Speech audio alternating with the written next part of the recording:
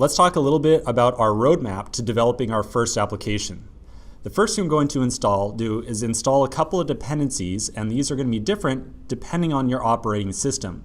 So you might be taking this course on either a Mac or Windows or Linux machine. Depending on what machine you're on, we're going to go through a different set of installation directions to get started with a couple dependencies. In this course, I've provided directions for getting started with iOS on Mac, Android on Mac, and Android on Windows. Depending on your operating system, you will take one of those tracks and go through to completion. So that's going to be the first thing that we do. After that, we're going to install ESLint. ESLint is a system for automatically catching errors in the code that we write with JavaScript. This is optional installation. You don't have to use ESLint if you don't want to, but I highly recommend going through it.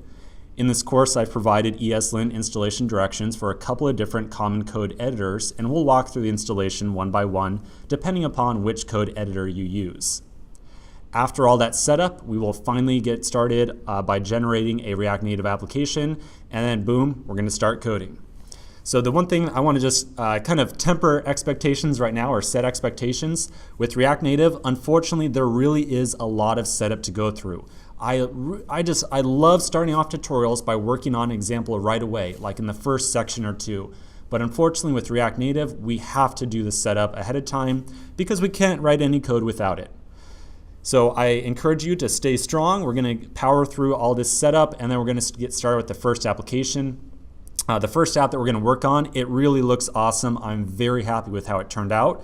So I encourage you to tough it out through the installation, and then we're going to get started with the first application. Let's get started. In the next section, we're going to be walking through installation directions if you are on Mac and you want to develop iOS applications. So I will catch you in the next section.